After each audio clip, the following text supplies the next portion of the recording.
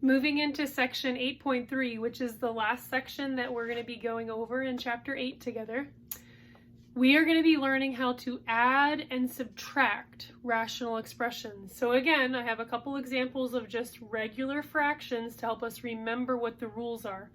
So we're going to keep it really simple. We will not have denominators that are unlike. So all of the denominators that we're going to be working with in this chapter are all going to be common or the same.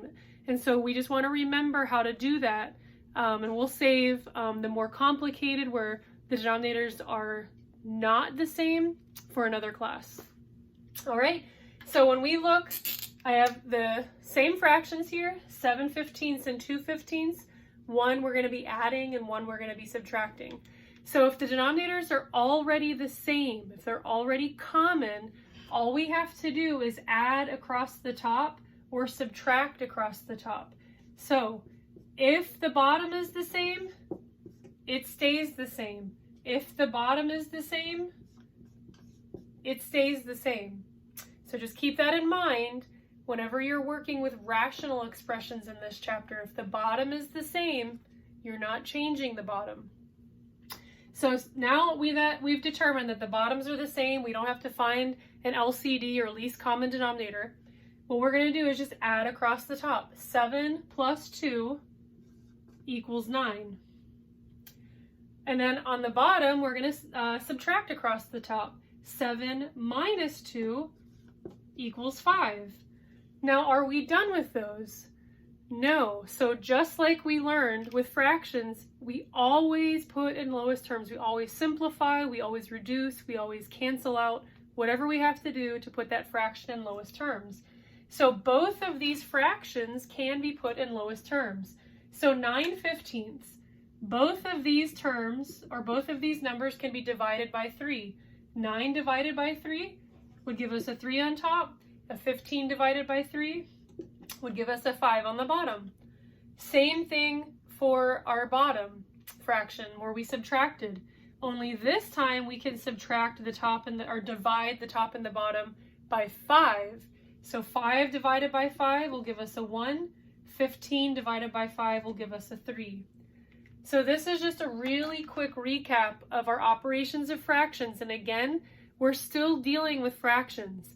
Rational expressions are just big fractions is all they are. So the operations are going to be the same. The rules are going to be the same.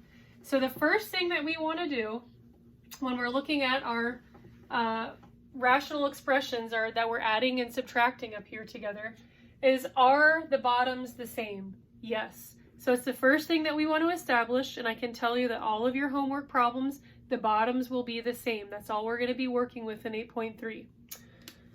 So if I know the bottoms are the same, then I'm just going to write this. If the bottom's the same, it stays the same. So I'm done with the bottom. And then all I have to do is add across the top.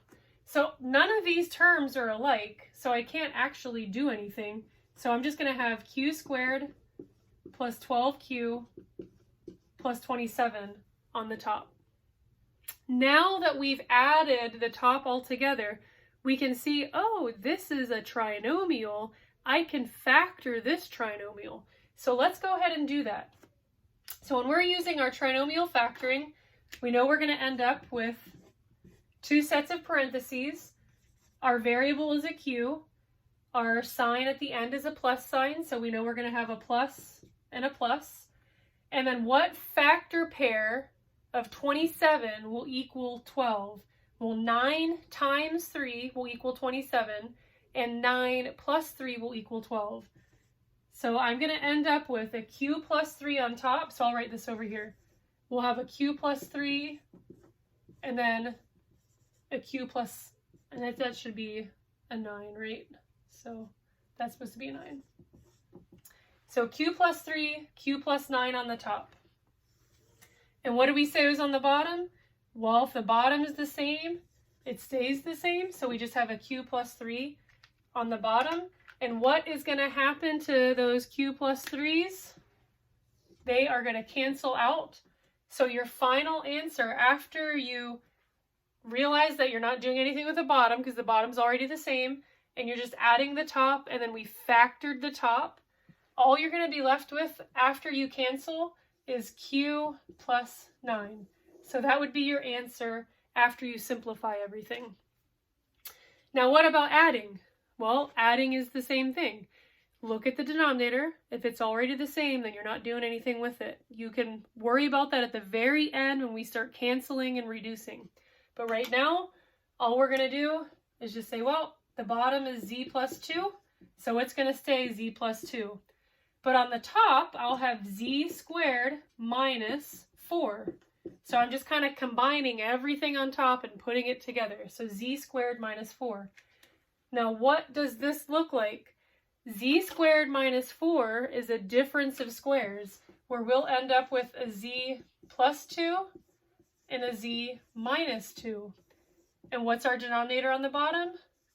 Z plus 2. So what is going to happen with those z plus 2's on the top and bottom? They are going to cancel out. So all you're going to be left with is a z minus 2 on the top. So these are just a couple simple examples of adding and subtracting rational expressions that already have the same denominator. In the next video, I'll go over a couple more, a little bit more complex problems.